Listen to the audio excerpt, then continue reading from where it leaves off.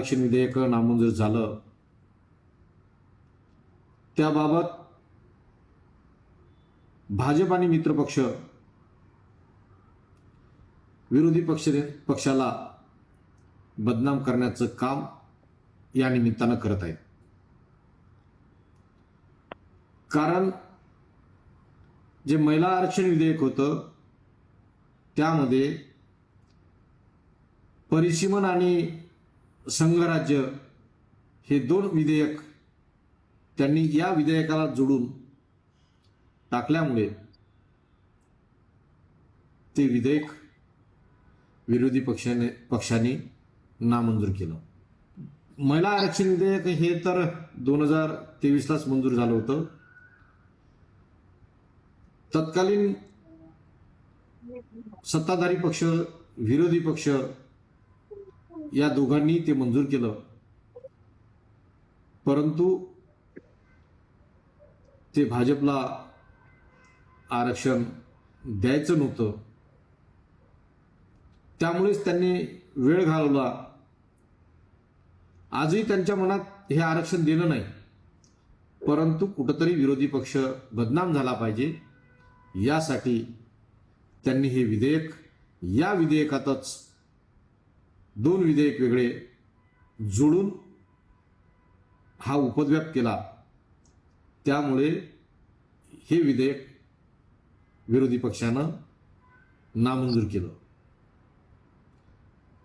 विधेयक नामंजूर झाल्यामुळे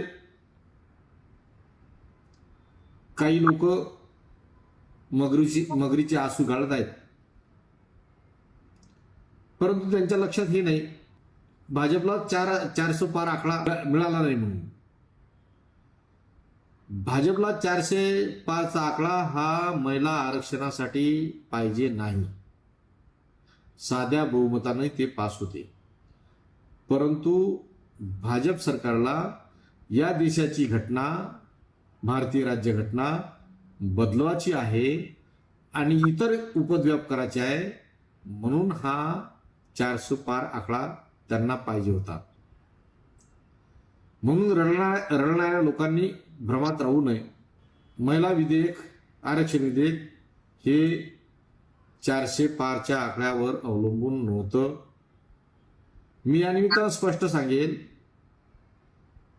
जी आज महिला आरक्षणाच्या विषयी काँग्रेसला आणि विरोधी पक्षाला बदनाम करण्याचं षडयंत्र या निमित्तानं चाललेलं आहे.